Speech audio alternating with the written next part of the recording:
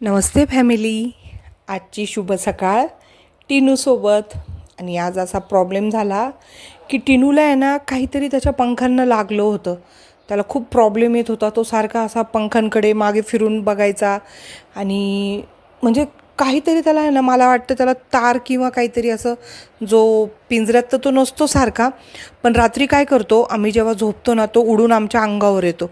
मग एकदम डचकल्यासारखं होतं ना, तो असा अंगावर येतो. तर त्यामुळे आम्ही रात्री झोपताना त्याला पिंजऱ्यामध्ये टाकतो. तर आय थिंक त्या पिंजऱ्याची थोडीशी तार अशी त्यानीच बाहेर काढलेली ती तोडून, तर ती त्याच्या पंखाला लागली का काय. हे बसले होते सकाळी, आज सोमवार आहे ना, आमचं दुकान बंद असतं, सुट्टी असते, आणि त्यामुळे मग ते चेक करत होते की त्याला कुठं लागलं आहे काय, पण तो बघू देत नव्हता.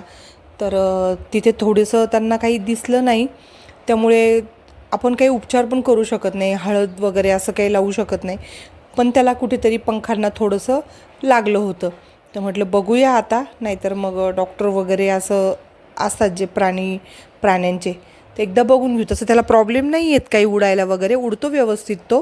असं उडतो म्हणजे जास्त उंचीवर नाही उडत, घरातल्या घरामध्ये असा. त्यामुळे आजची सकाळ ही टिनूबरोबरच 1 तास गेला. त्याला बिस्किट वगैरे देत होतो खायला, आमचा पण चहा झाला, आणि त्याला असं थोडंसं हे करत होतं. तर मग मी मेथी निवडायला घेतली. अगोदर ठरला होता मेथीचं प्लॅन, मेथीची भाजी करायची होती. नंतर दीदी बोलली मम्मी भाजी नको, मेथी पराठे करू. म्हटलं अगं काल आलू पराठा, आज लगेच मेथी पराठा, भाजी पोळी करू दे. नाही म्हणे मम्मी आज मेथी पराठाच करूया. भाजी पोळी सहसा मुलं नकोच म्हणतात खायला, त्यांना असं वेगवेगळं ॲटम लागतात की जेणेकरून वेगळं काहीतरी. सारखी भाजी चपाती, आणि त्यातल्या त्यात मेथीची भाजी फक्त मला आवडते, बाकी घरात नाही आवडत कुणाला. मग दिदीकडे गेला, दिदीच्या पायावर मग हे केलं त्यांनी, आणि दिदीने घेतलं मग त्याला लगेच हातावर. पण काय होतं, आपली पण मनस्थिती, प्राण्यांना काही झालं ना की मग आपली पण मनस्थिती खराब होते. मग मेथी निवडून झाली, मग ती म्हटली पराठे करायचे, त्यामुळे मला तिला ती कापून द्यायला लागली. मेथी चिरून झाली सगळी, आणि मग भूक लागली होती. आज मूड झाला होता समोसे खाण्याचा.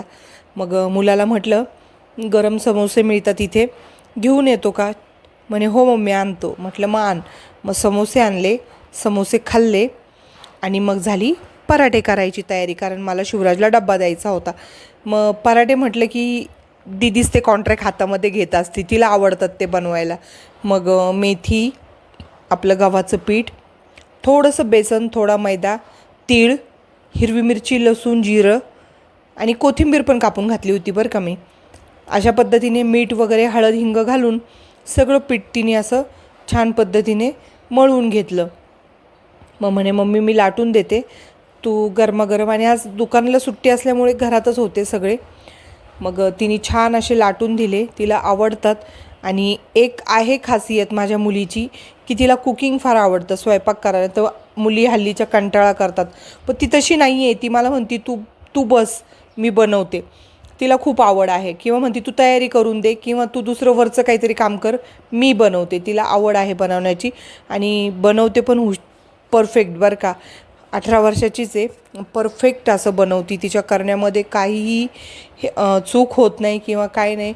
माझं लहानपणापासून बघत आली मी कसं बनवते ते, आणि त्याप्रमाणेच ती आता बनवती आहे. तेवढ्या बाबतीत मला हे आहे की छान पद्धतीने करते ती. नाही तर मुली म्हटले की पहिलं स्वयंपाकाचा कंटाळा, पण तिला तसं नाही आहे. तिला छान छान पदार्थ बनवण्याची, नवीन नवीन काहीतरी बनवण्याची आवड आहे. बनवत असते वेगवेगळं काहीतरी, आणि मला म्हणते तू बस मी तुला देते आणून खायला. तर तेवढ्या बाबतीमध्ये मी नशीबवान समजते स्वतःला, की माझी मुलगी करते सगळं.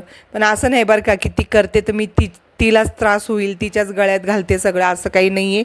पण ती ऐकतच नाही. मी जर म्हटलं ना अगं मी करून देते हे करून, नाही तू बस मी आणते, जा तुला खायला देते असं हे करते. तुला मिळालं म्हणजे बास ना खायला वेळेवर, असं करते ती. आणि बाकी काही जास्त कामं नसतात घरामध्ये, सगळं व्यवस्थित सांभाळून सगळं. जास्त एज नाही तिचं, पण करते छान.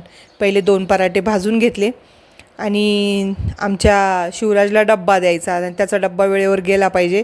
त्याला लागतो पराठ्यांबरोबर सॉस. दही खातो, पण थोडंसं सर्दीचं त्याला घसा दुखतो ना, मी दही नाही दिलं, मग सॉस दिला. त्याचा डब्बा पॅक केला, त्याला पण डब्बा देऊन टाकला. आणि मग म्हटलं सगळे पराठे, तिला म्हटलं तर तू फक्त लाटून दे, मी भाजून घेते. सगळे पराठे भाजून झाले, आणि मस्त मस्त जेवायला घेतलं. तुम्ही काय बनवलं आहे आज. मेथीचे पराठे, खोबऱ्याची चटणी, तिळाची चटणी, शेंगदाण्याची चटणी, हे सगळ्या असं मस्त घेतलं. दही साखर घेतली.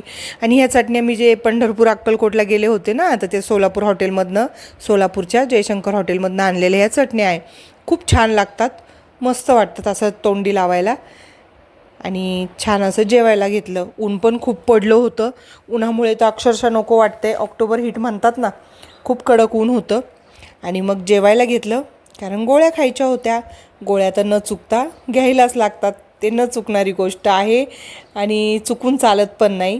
त्याचा त्रास घरच्यांना होतो. चलो टाटा, बाय बाय.